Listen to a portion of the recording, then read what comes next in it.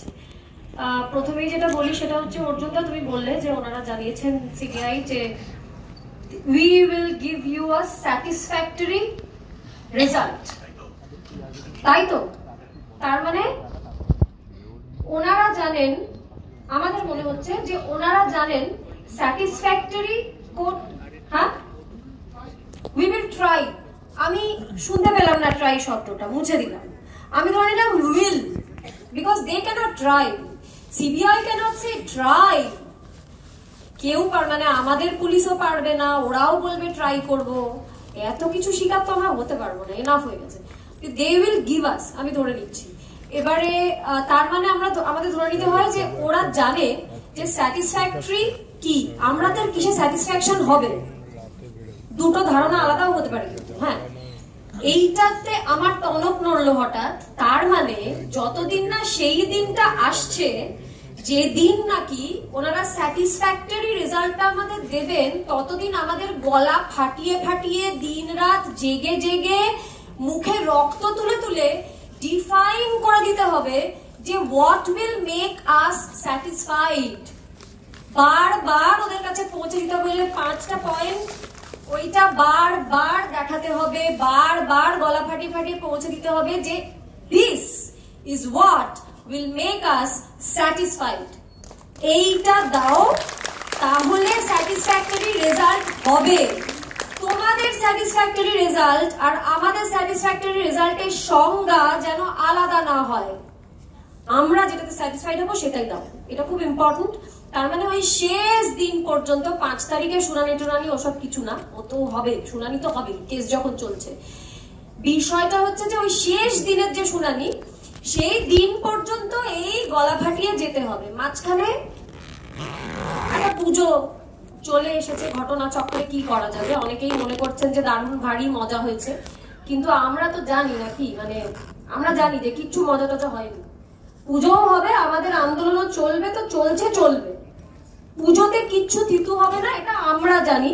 আমরা যত বেশি লোকজনের কাছে এটা পৌঁছে দিতে পারবো ততই মঙ্গল। আর যদি নাও পৌঁছায় কিছু যায় আসে না, লোকজন তো দেখতেই পাবে পুজোর পর আন্দোলন একই রকম ভাবে চলবে, আরো বড় হবে, আরো সজোরে হবে আন্দোলন।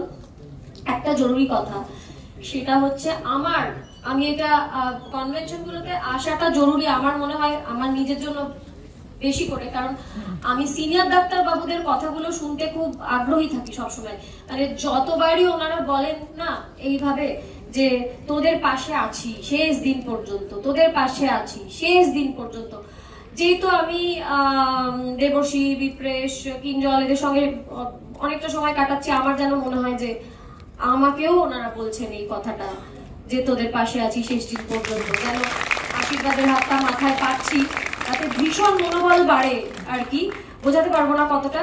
কিন্তু একজন ডাক্তার তো আমি নই, আমি অভিনেতা কি সেটা পরের কথা, কিন্তু একজন সাধারণ নাগরিক হিসেবে আমি একটা কথা সিনিয়র ডাক্তার বাবুদের কাছে এবং জুনিয়র ডাক্তার বাবুদের কাছে পৌঁছে দিতে চাই। আমি বারবার সব জায়গায় একটা কথা বলছি, যারা ঈশ্বর মানেন না তারা ডাক্তার মানেন। হ্যাঁ, ফলে সাধারণ জনগণের কাছে আমি না এই ভাইবটা পাচ্ছি চারপাশে, ভীষণ পরে ছবি তুলবি, জরুরি কথা বলছি শোন, আমি এই ভাইবটা পাচ্ছি সাধারণ মানুষের কাছে, এটা পৌঁছে দিতে চাইছি। একটা না প্রচন্ড রকম চেষ্টা চলছে জেনারেল লোকজনের মাথায় এটা ঢুকিয়ে দেওয়ার, যে আমরা যেরকম এখানে আসছি বলে জানতে পারছি যে সিনিয়র ডাক্তার বাবুরা ওভারটাইম করছেন, পুরো গ্যাপটা ভরিয়ে দিচ্ছেন, পুষিয়ে দিচ্ছেন। আমরা জানি যে জুনিয়র ডক্টরস যারা ডিউটি করেন তারা সরকারের কাছ থেকে মাইনে পান না, তাদের গ্যাপটা, তাদের মাইনে নিয়ে কোনো কথা বলা মানে মূর্খামির পরিচয়, তাদের গ্যাপটা ভরিয়ে দিতে যে হচ্ছে সিনিয়র ডাক্তার বাবুদের, এটা আমাদের যুগ যুগান্ত ধরে চলে আসা পশ্চিমবঙ্গের স্বাস্থ্য ব্যবস্থার অক্ষমতা। প্রত্যেক দিনই পেশেন্টদেরকে ফিরে যেতে হয়, প্রত্যেক দিনই এরকম ঘটনা ঘটে, আমি বুঝতে পারছি, কিন্তু আমি বলছি আমার পাশের বাড়ির লোকটা, তার পাশের বাড়ির বহু মানুষ না বুঝতে পারছেন না। আমি না সতর্ক করতে চাইছি একটু সবাইকে, কিছু ভাবো তোমরা, কি ভাববে আমি জানি না। এই মেসেজটা যত জোরে আমরা প্রতিবাদ করছি, যত জোরে আমরা স্লোগান দিচ্ছি, তত জোরে বা তার থেকেও জোরে পৌঁছে দেওয়ার দরকার যে আসলে অসুবিধার যে ছবিটা দেখানো হচ্ছে এখনো। আমি তোমাদের গ্যারান্টি দিয়ে বলছি, বহু মানুষের সাথে আমার ঝগড়া হয়ে গেছে 1-to-1 রিসেন্ট পাস্টে। আমি তাদেরকে বোঝানোর চেষ্টা করছি, তারা কিছুতেই বুঝছেন না, তারা গালিগালাজ করছে, তারা বলছে না তুমি কিচ্ছু জানো না, রোগীদের কি অবস্থা তুমি জানো, কত সংখ্যা বেড়ে গেছে জানো তুমি, ফিরে যাওয়ার সংখ্যা রোগীদের। এই সব কথা চারিদিকে শুনতে হচ্ছে।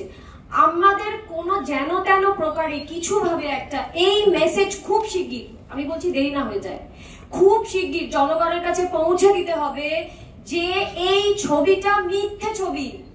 যেটা দরকার হলে আমাদের স্লোগানের মধ্যে আমরা ইনক্লুড করি, দরকার হলে যখন যেখানে যেখানে আমরা মিছিল করছি, অবস্থান করছি, দিনে হোক রাতে হোক, তোমরা এটা বলো, বারবার বলো, এই ওটির কথা বারবার বলো, যেটা সিনিয়র ডাক্তারবাবুরা ক্রমাগত করে চলেছেন। তোমরা বারবার এটা বলো, প্রচার করো যে অভয়া ক্লিনিক যেটা হয়েছে সেটার দ্বারা কত কত মানুষ উপকৃত হচ্ছে, কিন্তু যতটা উপকৃত হচ্ছে সেই তুলনায় প্রচার কম হচ্ছে। আমি বলছি এটার প্রচার ভীষণ দরকার, যাতে আমাদের আন্দোলনটা জিইয়ে রাখা যায়, তাই জন্য এটার প্রচার ভীষণ দরকার। তোমরা সাজেশন দাও কি করতে হবে বলো। আমরা ছোট ছোট ফ্লেক্স তৈরি করে কলকাতার বিভিন্ন জায়গায় টাঙিয়ে দেওয়া যায়, যেখানে অভয়া ক্লিনিক লেখা থাকবে। ফ্লেক্স তৈরি, যারা স্ট্রিট আর্ট করছে আমি তাদেরকে বলবো অভয়া ক্লিনিকের ব্যাপারে লিখতে, সিনিয়র ডাক্তারবাবুরা ওটি করছেন সেটার ব্যাপারে লিখতে। যদি টেলিমেডিসিন সার্ভিস শুরু হয়েছে, একেবারেই আমি জানি সেটা চলছে, এবং কিন্তু আমি বলছি যতটা প্রচার হওয়ার দরকার ততটা প্রচার পাচ্ছে না। এই প্রচারটা ভীষণ দরকার, সাধারণ মানুষের হই হই করা দরকার এটা নিয়ে। কেননা হই হই করার মতনই তো একটা ঘটনা ঘটেছে। টেলিমেডিসিন অভয়া ক্লিনিক করেছিল, আমাদের শহরে ছিল নাকি এসব ছিল না। তো এইটার ভীষণভাবে প্রচার দরকার, যাতে অপপ্রচার না হয়ে যায়। আপনারা প্লিজ এটা নিয়ে ভাবুন। আমার কে যা করতে বলবেন, আমাদের ফ্রেটার্নিটিকে যা করতে বলবেন আমরা তাই করব, আমাদের মতো করে যত যথা সম্ভব করব, কিন্তু যদি একটু আলাদা করে এই বিষয়টা নিয়ে ভাবা হয়, কেননা এইটাকে হাতিয়ার করে কিন্তু জনগণকে উত্তেজিত করার চেষ্টা চলছে, সেটা আমরা হতে দেবো না।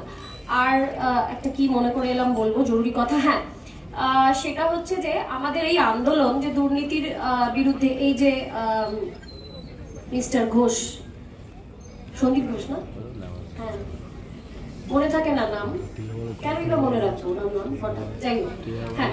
তো সন্দীপ ঘোষ, ওনাকে অ্যারেস্ট করা নিয়ে সত্যি আমার কোনো উত্তেজনা হচ্ছে না। তার কারণ হচ্ছে যে আইওয়াশ কি আইওয়াশ নয় অ্যারেস্ট করাটা, সেটা তো আগামী দিন বলবে। অ্যারেস্ট হয়েছে সেটা দারুণ ব্যাপার। আমি সবসময় তোমাদের কাছে শুনছি যে অনেক বছর ধরে ওনার সম্পর্কে দুর্নীতির বিরুদ্ধে কমপ্লেন জমা পড়ছে, তা ওনাকে অ্যারেস্ট করা হয়নি নাকি, বহু বছর ধরে আর কি দুর্নীতির একেবারে রাজা উনি থিসিস করেছে দুর্নীতিতে। কিন্তু সেই অ্যারেস্টটা এত বছর পরে জয় হয়েছে, সেটা একটা বিশাল ব্যাপার।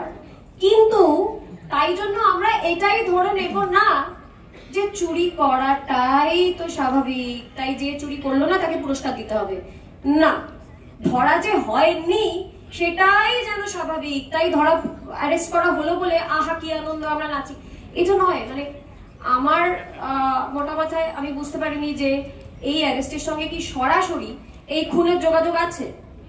আমি তো যতবারই কথা বলছি সকলের সঙ্গে, আমি এই ইনফরমেশনটা পাচ্ছি যে ওনার খুনের বাবা মাও বলেছেন যে যোগাযোগ আছে। তো আমি জনগণ হিসেবে দেখতে চাই যে সেই যোগাযোগটা প্রমাণ করা হলো, এবং আমি বলছি আমি ওকে খুন করলাম, আমার পাশের জন ওকে পিস পিস পিস পিস করে কেটে সুটকেসে ভরে সমুদ্রে ফেলে দিল, তো আমার যা শাস্তি হবে ওরও তো তাই শাস্তি হবে, আমার পাশের জনের একই হবে তো, না আলাদা হবে, বরং বেশি হতে পারে। কারণ ও পিস পিস করে কেটে সমুদ্রে তো ফেললোই, আবার ওর এই উদ্দেশ্যটা হচ্ছে আমাকে বাঁচানো। এবার আমাকে বাঁচানো বলে আরো 10 জন আমার মতো খুনি সাহস পেয়ে গেল যে আচ্ছা এই তো বাঁচানোর লোকটা আছে। ওই বাঁচানোর লোকটা হচ্ছে সব থেকে বড় দোষী, এটা আমাদের মানতে হবে, বুঝতে হবে। কাজে সব থেকে বড় শাস্তি ওই বাঁচানোর লোকটাকে পেতে হবে। ও তো এখন শুধু চাটি খেয়েছে কোর্ট থেকে বেরিয়ে, ও ভালো আছে, জেলে আছে, কি হবে জনগণের মাঝখানে পড়ে গেলে? থাক সে কথা, এই নিয়ে আবার অনেক কন্ট্রোভার্সি হয়ে যাবে, ছেড়ে দাও। আর হ্যাঁ, তো আমরা প্রতিবাদ করছি দুর্নীতির বিরুদ্ধে, ধর্ষণের বিরুদ্ধে, খুনের বিরুদ্ধে, অনেক কিছুর বিরুদ্ধে। তার মানে হচ্ছে যে বৃহত্তর প্রতিবাদটা আমরা করছি, এটি শেষ কথা আমি বলবো, আর বেশি সময় নেব না। বৃহত্তর যে প্রতিবাদটা আমরা করছি, সেই প্রতিবাদটা তো জারি আছে, থাকবে, আমি জানি। আমি সবসময় থাকছি, তো আমি বুঝতে পারছি যে এই আগুনটা নিভবে না। আগের বার বলেছিলাম মেডিকেল কলেজে যে আগুনে ঘি দেওয়ার কাজ করে যাবো, এখন বুঝতে পারছি আগুনে ঘি দেওয়ার দরকার পড়বে না, এই আগুনটা নিভবে না, সেটা আমি বুঝতে পারছি এবং আমি পুড়তে চাই এই আগুনে। এবারে ব্যাপারটা হচ্ছে যে এইটা করাকালীন কিন্তু আমরা আশেপাশে ঘটে যাওয়া কোনো ঘটনাকে ওভারলুক করে চলে গেলে হবে না, যে আমরা একটা বিরাট বড় দুর্নীতির বিরুদ্ধে লড়ছি, আমার পাশেই একটা ছোট্ট, মানে হয়তো একটা মেয়েকে কেউ এরকম বাইকে দিতে যদি গায়ে হাত দিয়ে চলে গেল, এটা তো একটা ছোট্ট ব্যাপার, আমার একটা বড় মিছিলে যাওয়ার আছে, তাই এটাকে আমি ওভারলুক করে চলে গেলে হবে না, ওইখান থেকে শুরু করতে হবে। আমার যে মিছিলটাতে যাওয়ার আছে বা অবস্থানটাতে যাওয়ার আছে, একটু দেরি হোক, অসুবিধা নেই, কিন্তু সেই সময় ওই বাইকের ছেলেটিকে দাঁড় করিয়ে ধরে ঠাটিয়ে একটা থাপ্পড় মেরে তারপর পুলিশের হাতে তুলে দিয়ে বিহিত করে ওই মেয়েটাকে কনফিডেন্স দিয়ে যে দেখ বাবা, এখন থেকে এরম করেই প্রতিবাদ হবে আমাদের শহরে, কারণ পুলিশের হাত ফসকে ফসকে ফসকে ফসকে বারবার বেরিয়ে যায় তো অপরাধীরা, তো ওই জন্য আমাদের হাতটা শক্ত করতে হবে, এটা করতে হবে। এটা আমি কেন বললাম, প্রসঙ্গত এই জন্য বললাম যে আমি সহ্যই করতে পারছি না যে একজন জনপ্রতিনিধি মঞ্চে দাঁড়িয়ে দাঁড়িয়ে আমাদের মা বোনদেরকে ভয় দেখালেন। তোমরা শুনেছো তো, মায়েদের এবং বোনেদের ছবি বিকৃত করে টাঙিয়ে দেবো, লাগিয়ে দেবো দরজায়, এমন বিকৃত করব যে তোমরা বেরোতে পারবে না বাইরে। এই থ্রেট, এটা কি ভার্বাল অ্যাবিউজ নয়? হ্যাঁ কি না? অ্যাবিউজ তো। আমাদের প্রতিবাদ করতে হবে এটার। এটা উনি করতে পারেন না। মানে আমি ওনাকে জানতে চাই, এটা কি থ্রেট না এটা ভার্বাল অ্যাবিউজ, কোনটা? এক, ওনাকে উত্তর দিতে হবে। দুই, উনি যদি বলেন না এটা দুটোর কোনোটাই না, তাহলে এটা কি চ্যারিটি? তাহলে আমি বলবো চ্যারিটি বিগিনস এট হোম। উনি আগে নিজের বাড়ির দরজায় ছবি লাগিয়ে বাইরে বেরো, তারপর আমরা বুঝে নেবো আমাদের মা বোনেদের ছবি দরজায় লাগালে কি করতে হয়, আমরা বুঝে নেব। আমরা যদি সজোরে প্রতিবাদ করতে শুরু করি, তাহলে হয়তো আমার বন্ধু মল্লিকের মতো উনি একটা ক্ষমা চাইবেন, তো যাক না। ক্ষমাটা আমাদের বিরক্তিকর লাগতে পারে, আমার যেরকম কার্জনের ক্ষমাটা বিরক্তিকর লেগেছে আর কি, ভীষণ নাটুকে লেগেছে, কারণ আমাকে সবাই ট্রোল করলো তাই আমি ক্ষমা চাইলাম। আরে তোকে ট্রোল না করলে তুই বুঝতে পারছিলি না যে তুই ভুলভাল কথা বলেছিস প্রিয়াঙ্কাবাবুদের সম্পর্কে?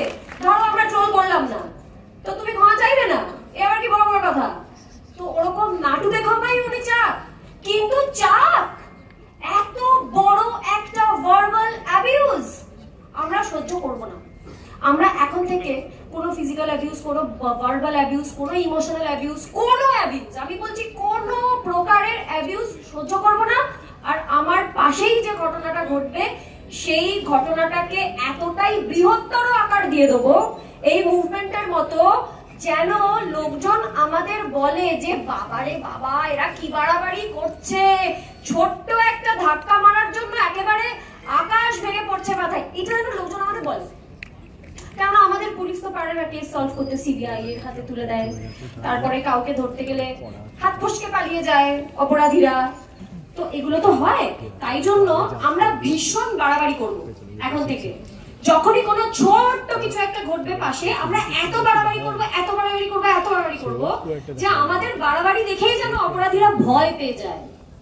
যে রৌদ্র মূর্তিটা আমরা ধারণ করে আছি, সেই রৌদ্র মূর্তিটা যেন চলতে থাকে যতদিন না ওই শেষ ওই স্যাটিসফ্যাক্টরি উত্তরটা আমরা পাবো, ততদিন আমার তো রাতের ঘুম বন্ধ, এখানে যারা যারা রয়েছেন সবারই রাতের ঘুম বন্ধ আমি জানি। তো আমরা নিশ্চয়ই, আমাদের ঘুম বেসিক, রাতের ঘুম, ডাক্তারবাবুরা সব রয়েছেন, রাতের ঘুম তো দরকার না, না হলে শরীর সুস্থ থাকবে না। রাতের ঘুম ফিরে পাওয়ার জন্য আমাদের ওই স্যাটিসফ্যাক্টরি উত্তরটা ফিরে পেতে হবে। যতদিন না পাচ্ছি ততদিন বারবার আঙুল তুলে বুঝে দিতে হবে যে কিসে আমাদের স্যাটিসফ্যাকশন হবে। এইটুকুই বলার ছিল। আর যেটা আমি বললাম, যেটার দিকে একটু নজর দিতে, সেটা নিয়ে যদি একটু সিরিয়াসলি ডাক্তারবাবুরা ভাবেন আমরা কি করতে পারি এইটার প্রচারটা আর একটু বাড়ানোর জন্য। ধন্যবাদ।